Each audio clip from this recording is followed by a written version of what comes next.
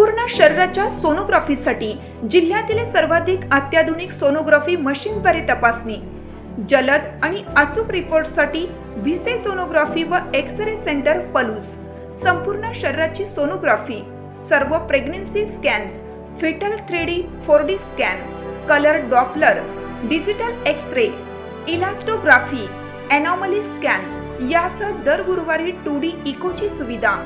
Bhise sonography व X-ray centre Palus, जुने Marathe Bhise hospital जवळ, कन्याशाळा रोड, पलूस.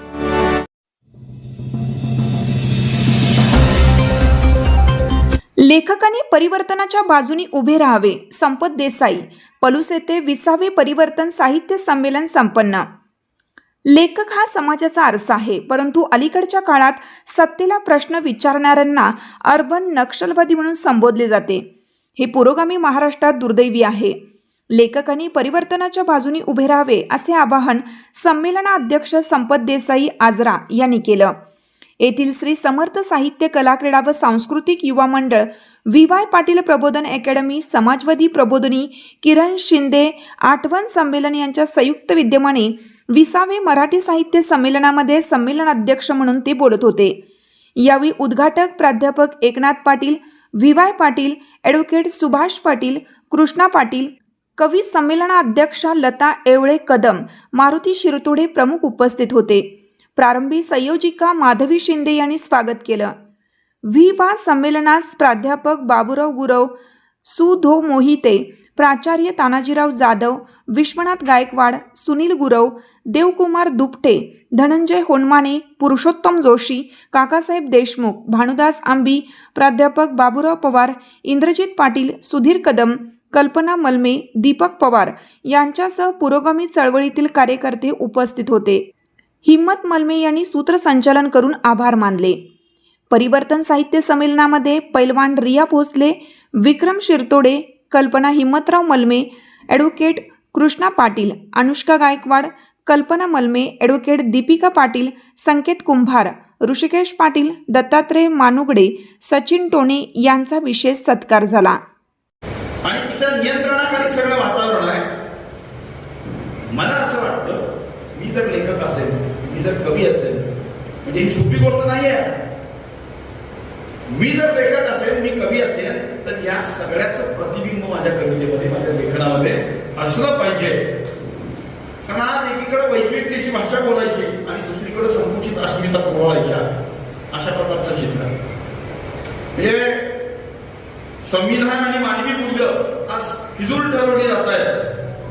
जगभर फिरताना जगाला अहिंसेचं तत्वज्ञान सांगणाऱ्या महात्मा गांधींचा आधार घ्यायचा, त्यांचा उदो करायचा, आणि इकडं मात्र देशात मात्र त्यांच्या तत्वज्ञानाची खिल्ली उडवायची. उजळ माथ्यानं त्यांच्या खुनाचं समर्थन करणारं नाटक रंगमंचावर आणायचं आणि त्यांचा खून जेवढा होतो त्याला टाळ्या वाजवायच्या. अशा प्रकारची डुप्लिसिटी आपल्या देशामध्ये आज सुरू आहे. माणसाला माणूसपणाकडे घेऊन जाण्याचा साहित्य जेव्हा लिहितो त्याच्या लिहिण्यामध्ये एक मुख्य मुद्दा हेतू असतो, म्हणजे हे जे जग आहे ते जग दुःखी दुःखानं भरलेलं आहे. या जगामध्ये दुःख आहे, या जगामध्ये शोषण आहे, आणि मग शोषण असलेलं हे जग आहे, हे जग आपल्याला बदलायचं आहे आणि हे जग अधिक सुंदर बनवायचं आहे. सुंदर बनवणं जग हा खरं तर साहित्य आणि लेखकाच्या पुढचा लेखनाचा मुख्य हेतू असतो. त्यामुळं लेखक जेव्हा लिहितो त्यावेळेला तो सत्याचा शोध घेत असतो.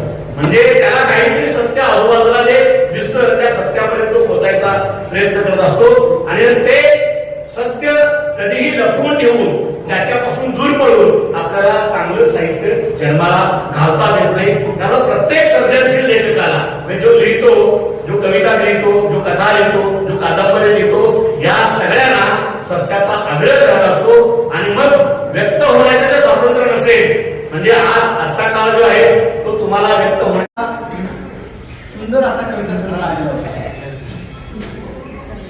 त्या काळामध्ये अंतरामध्ये होणारी लेखणीच्या माध्यमातून काही कागदावरती उतरवली.